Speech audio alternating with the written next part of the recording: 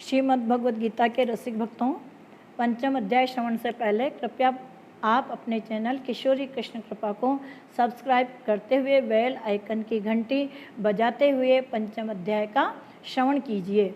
अर्जुन बोले, हे कृष्ण, आपने पहले कर्मों का त्याग करने को कहा और फिर कर्म की प्रशंसा करते हो। इन दोनों में जो अधिक हितकर है वह एक बात निश्चय करके बतलाओ। श्री कृष्ण बोले, कर्मों का त्याग और कर्मों का करना ये दोनों ही मोक्ष देने वाले हैं, परंतु इन दोनों में कर्म त्याग से कर्म योग हितकर है। जो किसी से द्वेष नहीं रखता, न किसी पदार्थ की इच्छा करता है, वह सन्यासी है। ऐसा पुरुष संसार के बंधनों से छूट जाता है। सांख्य और योग को मूर्ख लोग ही पृथक पृथक कहते हैं, पंडित नहीं कहते। जो इन दोनों में से एक में भी अच्छी तरह स्थित हो जाता है, उसको दोनों फल प्राप्त होता है। ज्ञान योगियों को जो स्थान मिलता है वही कर्म योगियों को प्राप्त होते हैं। ज्ञान योग व कर्म योग एक ही है। कर्म योग के बिना संन्यास को प्राप्त होना दुस्तर है। कर्म करने वाले मुनिजन को ब्रह्म प्राप्त होने में विलंब नहीं लगता। कर्म योग युक्त शुद्ध अंतःकरण वाला मन तथा इंद्रियों को जीतने वाला, संपूर्ण प्राणियों में अपनी आत्मा को देखने वाला, कर्म करता हुआ भी कर्म फल से लिप्त नहीं होता। योग युक्त तत्ववेता पुरुष देखते हैं, सुनते हैं, स्पर्श करते हैं, सूंघते हैं, खाते हैं, चलते हैं, श्वास लेते हैं, तो भी यह नहीं मानते कि मैं कुछ नहीं करता। वे बोलते हैं, त्यागते हैं, ग्रहण करते हैं, परंतु यही मानते हैं कि मैं कुछ नहीं करता। और यह मन धारण करते हैं कि इंद्रियां ही अपने अपने विषयों में बरतती हैं। जो प्राणी ब्रह्म में अर्पण कर संग को त्याग कर कर्म करता है, वह पाप से लिप्त नहीं होता। जैसे कमल पत्र पर जल नहीं ठहरता, योगी जन शरीर से, मन से, बुद्धि से तथा इंद्रियों की आसक्ति से रहित होकर आत्मशुद्धि के निमित्त कर्म करते हैं। योग युक्त पुरुष कर्म फल त्याग कर मोक्ष रूप शांति का लाभ करता है, और जो योग रहित है वह कर्म की इच्छा के बंधन में पड़ जाता है।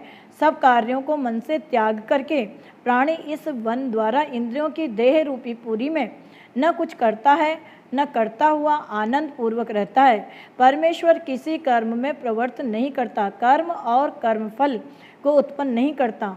ये सब प्रवृत्ति द्वारा होते ही रहते हैं। परमेश्वर किसी के पुण्य तथा पाप को नहीं लेता।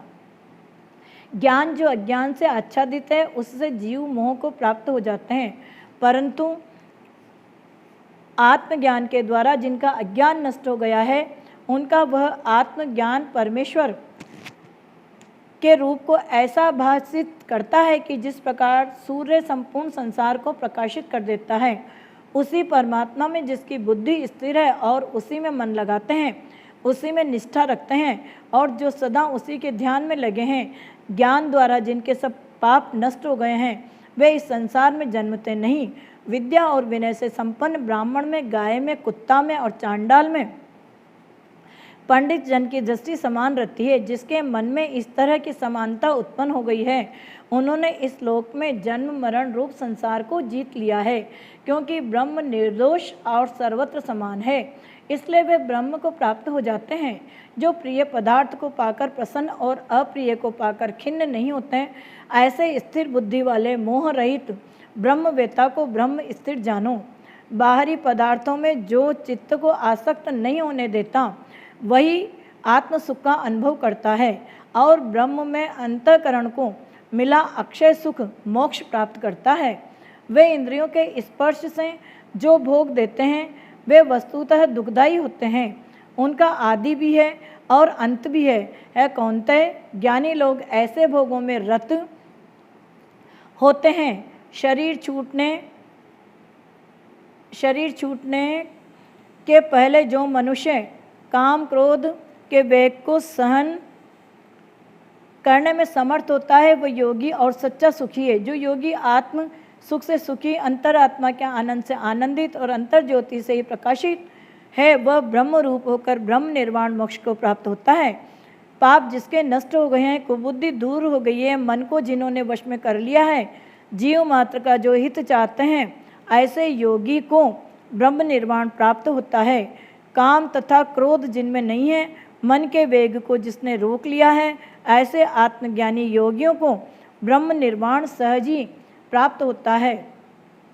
बाहरी पदार्थों के समयोग से अलग रहकर दोनों भवों के बीच में दृष्टि लगाकर नासिका के भीतर चलने वाले प्राण अपान वायु को सम करके इंद्रियां, मन और बुद्धि को वश में करके इच्छा, भय तथा क्रोध को त्याग मोक्ष की इच्छा करने वाले योगी जीवन मुक्त हैं। जो मुझको सब यज्ञों और तपों का भोक्ता, संपूर्ण लोकों का स्वामी और सब प्राणियों का मित्र जानते हैं, उन्हीं को शांति प्राप्त होती है। इति श्रीमद्भगवद गीता सुपनिषद सुब्रह्म विद्या योग शास्त्रे श्री कृष्ण अर्जुन संवादे संन्यास योगो नाम पंचमो अध्याय।